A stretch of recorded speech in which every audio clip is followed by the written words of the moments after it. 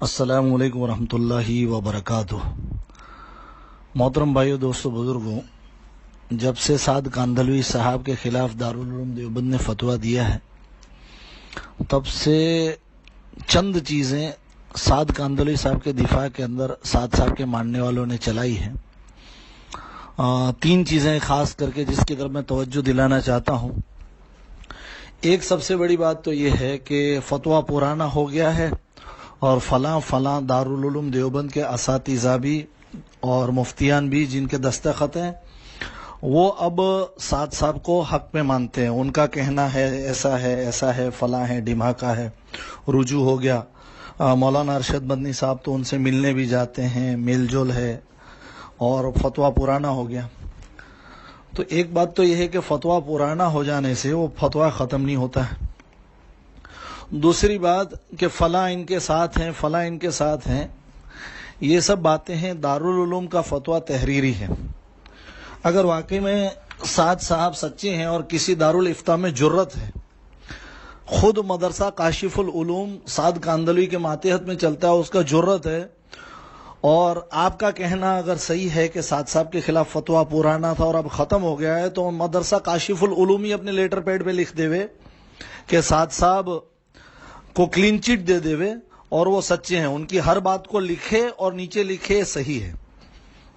दूसरे मदारिस तो दूर, मदरसा काशिफुल उलूम ये जुर्रत दिखा देवे कि साद साहब ने जो कहा कि अल्लाह के हाथ में हिदायत नहीं है और झूठ बोलना हलाल है और अंबिया की शान में बेअदबी की है, वो सारी चीजें लिख दे कि ये बातें बिल्कुल सही है। तो धोखेबाजी से काम लिया जा रहा है। एक तो बहुत बड़ा धोखा ये है, पुराना हो गया और अब फला मुफ्ती भी उसकी हिमायत में है। दुनिया के किसी दारुल इफ्ता से लेटर पैड के ऊपर लिखवा देवे, ये सारी बातें लिखवा देवे, साद साहब ने कही है वो, और लिखवा देवे कि अंबिया से हमारा ईमान अफजल है और सहाबा से भी हमारा ईमान अफजल वगैरह वगैरह। साद कांदलवी साहब ने जो बकवास की है, साद साहब ने जो कहा है कि हजरत उमर रदियल्लाहु ताला ने बद्दुआ की और हजरत बिलाल रदियल्लाहु ताला ने जैसे बड़े बड़े सहाबी उनकी दुआ की वजह से दुनिया से निकल लिया, रुखसत हो गया, अल्लाह की पनाह। तो ऐसी बातें लिख देवे, चाहे मदरसा काशिफुल उलूम लिख देवे। ये जो हजरत कहते हैं किसी आलिम को इख्तिलाफ नहीं है, सारे मुफ्तियान उनके साथ हैं, एक बात तो ये है। दूसरा खेल जो साद कांदलवी के मानने वालों ने चला है और जिसमें हमारे हजरात भी कुछ फंसे हुए हैं कि उनको गुमराह नहीं कहा है, वो गुमराही के रास्ते पे चल रहे हैं और समझाते भी। अभी तो गाड़ी ताउन पूना में है और गाड़ी पूना पहुंच जाएगी तो मुकम्मल ताउन में गिरफ्तार हो जाएगी।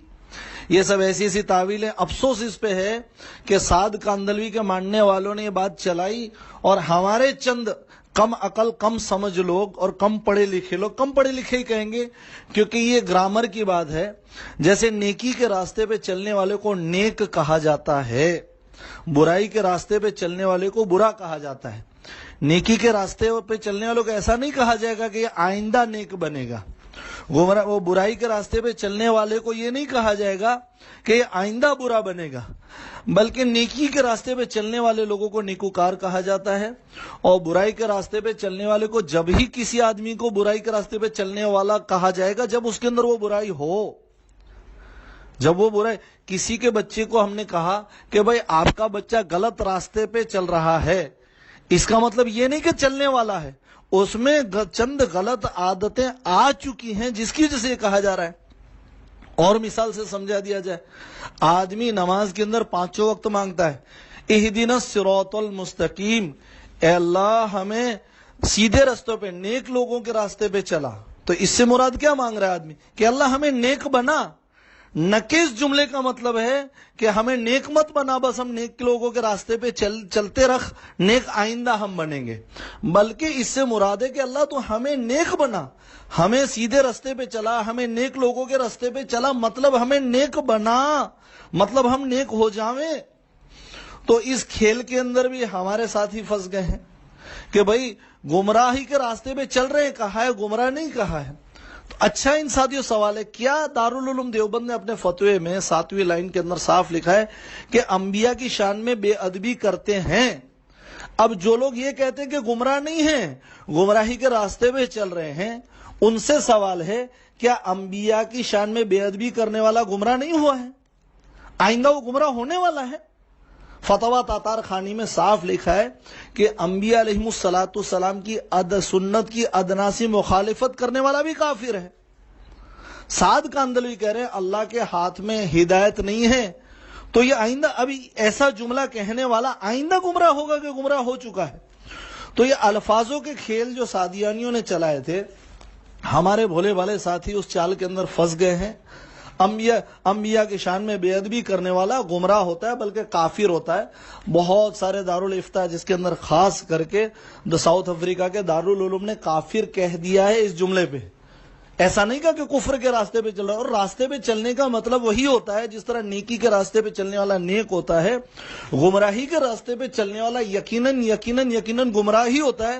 دنیا کے کسی ماہر، کسی زبان کے ماہرین سے پوچھ لیا جائے، کسی بھی زبان کے ماہر سے پوچھ لیا جائے، وہ یہی جواب دیں گے کہ نیکی کے راستے پہ چلنے والا نیک ہوتا ہے، گمراہی کے راستے پہ چلنے والا گمراہ ہوتا ہے۔ اور جیسا کہ ہم مانگتے ہیں اہدنا الصراط المستقیم، اللہ تم ہمیں نیک لوگوں کے راستے پہ چلا، مراد کے نیک بنا دے، نیک بنا دے۔ اس راستے پہ چلنے سے مراد اس راستے پہ چلنے والوں کو نیک مانا جائے گا، تو گمراہی کے راستے پہ چلنے والوں کو یقیناً گمراہ مانا جائے گا۔ جیسا کہ دارالعلوم نے اندر فتوے میں آگے جا کے لکھا ہے کہ ہمیں ڈر ہے کہ ان سے وابستہ بہت بڑا طبقہ سعد کاندلوی کے پیچھے چل کے فرقہ ضالہ بن جائے، تو جس آدمی کے پیچھے چل کے لوگ فرقہ ضالہ بنیں گے وہ گمراہ ہوا۔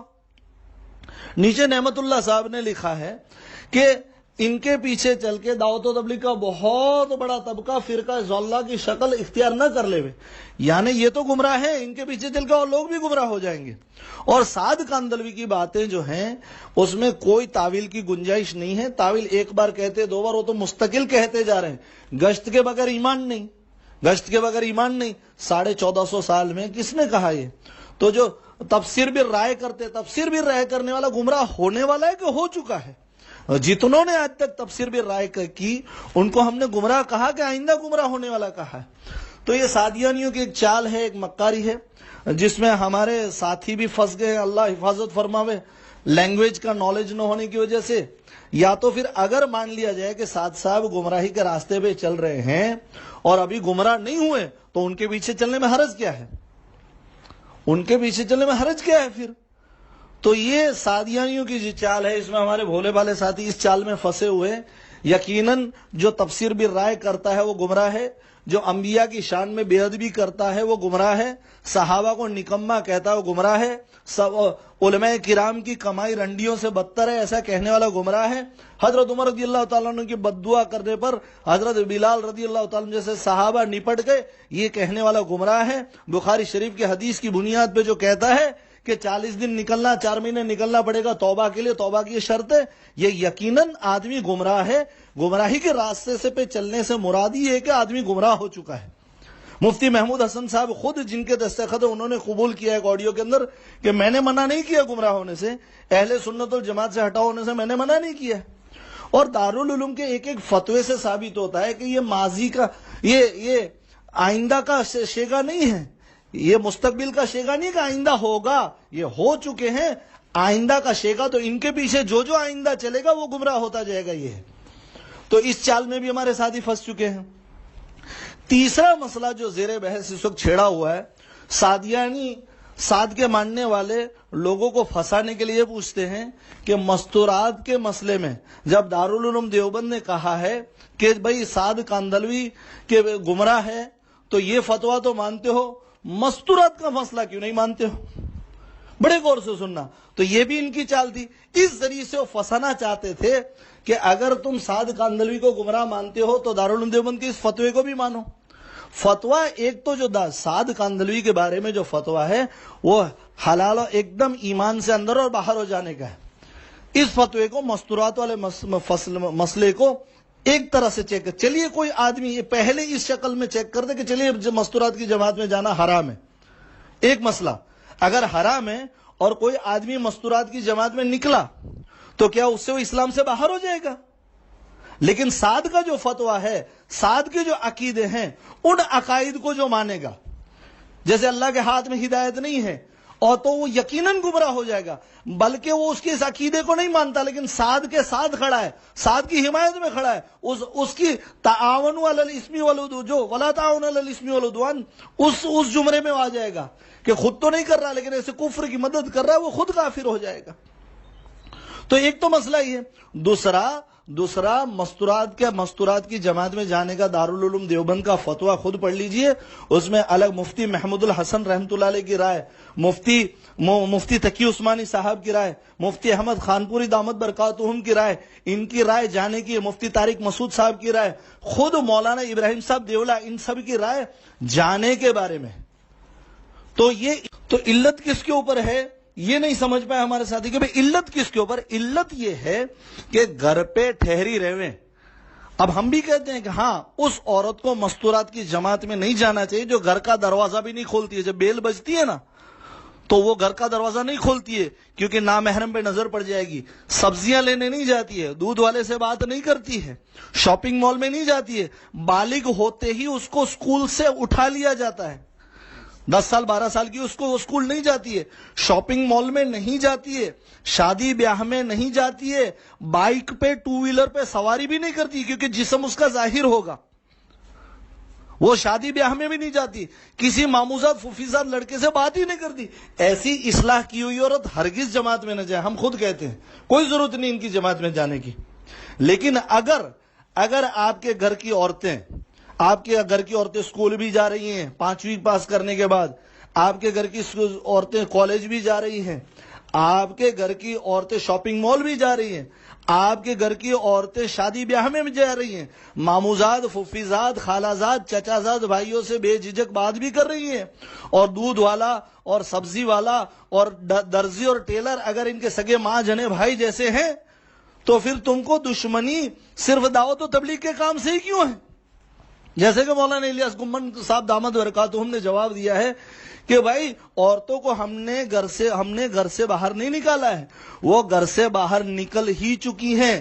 تو ہمارا کہنا یہ کہ جب وہ عورتیں گھر سے باہر نکلی ہیں تو بجائے وہ مارکیٹ جانے کے، بجائے مال میں جانے کے، بجائے سینما ہال میں جانے کے، بجائے شادیوں میں جانے کے، بجائے کالج میں جانے کے، اللہ کے راستے میں نکلیں۔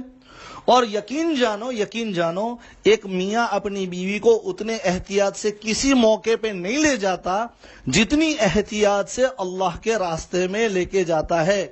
یہ اور آج کے زمانے میں جو بگاڑ آیا ہوا مستورات کی لائن سے، اس کا کوئی راستہ نہیں ہے۔ اس کے اوپر مستقل انشاءاللہ ایک بیان کریں گے، سوائے کہ ان کو دعوت و تبلیغ کی محنت میں لگا دیا جائے۔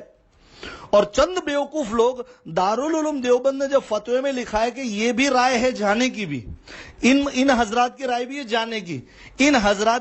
ہے جانے کی، لیکن ہم نے نہ جانے کے اوپر ترجیح دیے، نہ جانے والے فتوے کو یقیناً ہمارے سر آنکھوں پہ، تاکہ احتیاط ہمارے سامنے رہے کہ کتنے سارے مہلکات ہیں مستورات کو لے جانے میں، لیکن جن شرائط کی وجہ سے منع کیا جاتا وہ شرائط سب سے زیادہ بہت بڑا شیخ الحدیث ہو اپنی عورت کو ٹرین کے سفر میں اس احتیاط سے نہیں لے جاتا جتنا احتیاط سے جماعت والے لے جاتے ہیں۔ جماعت والے جن گھروں میں اپنی عورتوں کو ٹھہراتے ہیں اس گھر کا ایک بالغ مرد بھی اس گھر میں نہیں ٹھہر سکتا۔ اتنی احتیاط سے کیا ہم رشتہ داریوں کے اندر، کیا ہم سکولوں کے اندر، کیا ہم شاپنگ مال کے اندر رکھتے ہیں؟